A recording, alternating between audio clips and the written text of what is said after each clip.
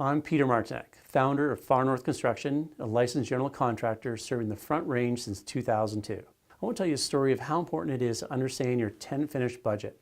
2 years ago, I met on site with a new potential client. She had heard about us through word of mouth and was looking for bids on her new franchise. She had purchased the first 3 locations in Colorado, and they were already operating in other states. She already had a lease or letter of intent on the space, and there were complete plans with architectural design, electrical, plumbing, and mechanical engineering. This meant she'd be able to move forward with construction once she had a building permit in place. We walked the space and asked about the finishes such as flooring, millwork, and paint. Asked if there are any details not on the plans that they may want to include with the budget, such as storage areas or items that they would purchase directly, like lighting, sound systems, or equipment needed for this type of business.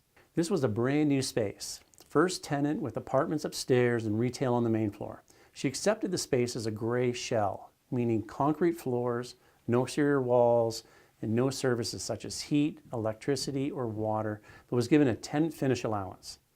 This is money from the landlord to put towards your build-out that is usually negotiated at the time of lease and paid back once the construction is complete. I asked about the tenant finish budget that she was trying to be at, and she told me the franchisor gave it an estimate to work with and to use this in the business model. I quickly realized that the dollar amount presented by the franchisor to work with was well below the construction budget it would take to finish the job.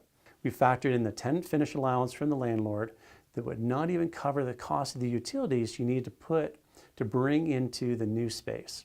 The local market in Denver was expensive at the time and very different than other locations in the country. And this particular building needed extensive fire sprinkler and fire alarm work based on the residents above this space. This franchise was never built, and the cost for architecture and engineering and lease penalties were already paid for. The lesson here is to understand your architecture design fees, engineering fees, construction costs, building permit, and plan review fees.